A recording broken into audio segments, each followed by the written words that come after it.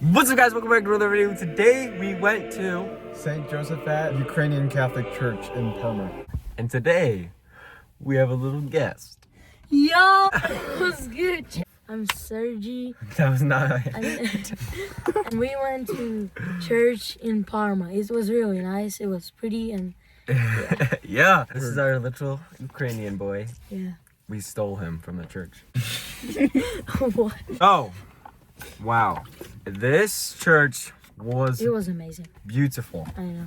Outside and the inside. Like sometimes you're a bit surprised when you walk in, but this one you could tell just by looking at the outside that it was gonna be. They got the gold roofs, bro. Dude. Roofs. Yeah, usually it's So like cool. in Ukraine we have golden roofs sometimes. The inside of the church was like, Bro, it was like, wow. Yes. Like yes. everything was beautiful. There wasn't a single thing in that church that was like normal. this is the first church that literally every wall had an icon. Yeah.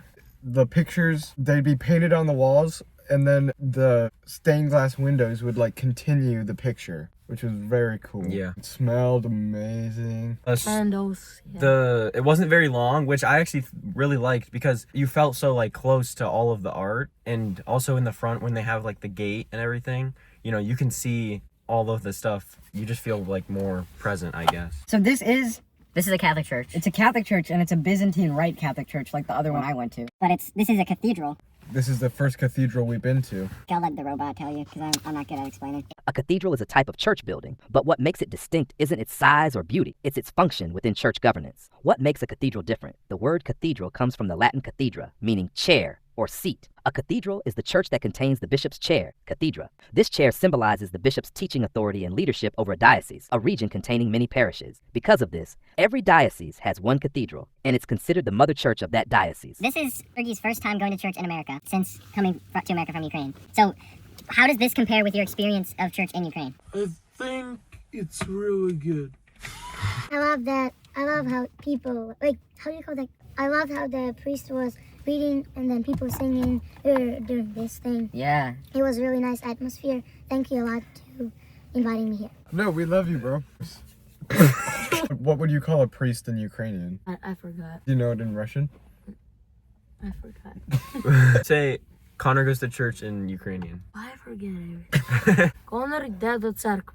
Hey, okay. Near the beginning of the liturgy, Sergey leaned over to me and said, I can read that. And on the wall it had words in Ukrainian. Yeah. And it said, like, take and eat, for this is my body. Yeah. And take this cup and drink, for this is my blood. Yeah, that's what it said. And that's like the communion, where you take the bread and eat his flesh, take the wine and drink his blood. When we first walked in, choir was singing. They were in the pews though, so they were just kind of in the front. And they were singing. And then the priest came out, and then we sung some more like chants with like call and response. There was a guy who stepped out of the pew and he did the first reading. There was only one reading. Yeah. Usually there's two, and then the gospel reading. It was really cool though because he didn't have a mic or anything, but the church was so like What's the word? Echo. He talks and then the echo spreads Yeah. to the whole church. So it's very cool, like to listen to. The gospel reading was like the John 3:16 reading. God so loved the world that he gave his only begotten son, and he did not come to judge the world, but to save it. He just kind of talked about the liturgical calendar during his homily, because next feast they have on September 14th is the Feast of the Cross. found the real cross in Jerusalem. For real? This church? For real? Not this church. Oh, Since this is a Eastern Catholic church, it has a different calendar from the Latin Catholic church. But we both have the Feast of the Cross on the same day, which is interesting. Because he kind of talked about East and West both coming together for the cross. When they found it, they were blessing the four corners of the earth. And that was the cross. That's kind of what this, like a theme of this whole series of going to all the churches, especially East and Western churches. remember the priest said, like, on the right side of the room, there's like 4 icons on the right side of the room, and they explain something. What do they explain? Yeah, that was so the icon that he was referencing was actually an image of them blessing the 4 corners of the earth with the cross. I'm going to talk about some of those icons because they're so cool and beautiful. Yeah. On the left wall, there was like Jesus' nativity and then like his triumphal entry and people bowing at his feet, and I couldn't see the rest. And then on the other side, I don't even remember at all, do you? On the right side? Yeah. He just went like this, by the way, in case you guys couldn't see that. Cross, blessing the 4 corners of the cross. I think they had something of the Holy Spirit coming down. I just remember the one with there was like the canyon and then a star was going down. The front they have like the gate kind of separating the holiness of Christ behind in the tabernacle, I guess, and then separating that from the people. And then there's pictures of Mary holding baby Jesus. Yeah. And then King Jesus sitting with 2 angels on his side, and then a bunch of saints. Yeah. And there's 3 like domes in the ceiling. The one in the very center had the 12 apostles and Jesus in the middle, and then the other 2 had like prophets and patriarchs of the Old Testament, like Moses and Noah and Rebecca. A bunch of churches, there's this pattern, and it's like very common for the churches to have a menorah at the front, at the center. Do you know what a menorah is? No. Do you know what Hanukkah is? No. Do you know what the Jews are? Jewish people? Jewish people. Yeah. So, did you know that Jesus was a Jew? Yeah. Okay. So the Jewish people, they have these special candles called menorahs, and it's like a candle holder with 7 candles in it. Yeah. And like a lot of the churches we've been to have 7 candles, like on the altar. My Catholic church doesn't, but the Congregational church we went to, a lot of the mainline Protestant churches and then the Orthodox churches all have these 7 candles at the front, and that's like, it really shows how like the Jewish culture influences Christianity.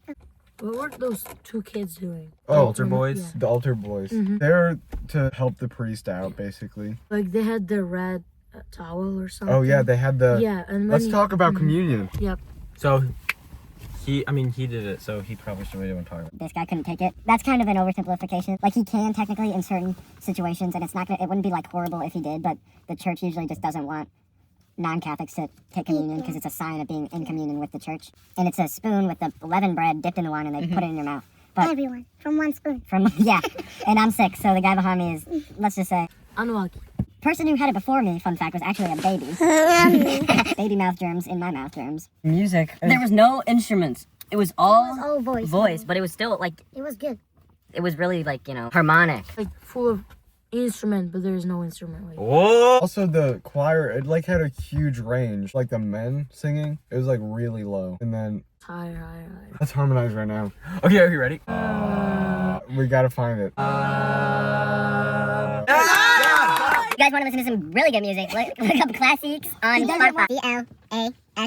CLASYXX. Here's a snippet. We didn't talk too much about the sermon. The main focus of the sermon was like how you can't boast about anything but the resurrection. You can't boast about anything that you do, but all you can boast about is what Jesus did. yeah, I heard how Chris said we are not saving ourselves, but the God does. Yeah. You've been baptized? You've been baptized? As a baby in Ukraine, did you ever, get dunked underwater as, In the name of the Father, and the Son, and the Holy for Spirit. church? Oh wait, we didn't do it here, but in Ukraine, the priest was with the water, and he did spray Holy a water? little bit on holy water, and he sprayed it on us just a little bit. Yeah, that's not exactly what I'm asking. Oh, but on Easter, when we bake bread, then we go with bread and eggs, colored eggs, to church, and then he puts water on it as well. Do you crack eggs on each other, and if the one that doesn't break? Wins, yeah. Win. We do that. Did you win? Never. Sergey only gets eggs on him. Sergey, what are your final I thoughts? like the atmosphere. It was really beautiful, and it was really good. Absolutely. Compared to all the other churches I've been to, should I talk about St. Peter's Basilica? Freaking bend to So St. I Peter's had the Basilica. privilege to be able to go to Italy and France and all of their churches, which the churches in Europe are just so much cooler than anything you find here. But this church is something that I would not be surprised to find in Europe, with all the other beautiful churches, because it's just so amazing. It reminded me of Ukraine. Not gonna lie, of Ukrainian church, which I went to. This is definitely the most beautiful church. I walked in and I was like, oh. Next week, we'll be going to River Westlake Baptist Church. And let us know in the comments if you want Sergey to make a return. Should he come? Thank you so much for watching. We'll see you next week. No way!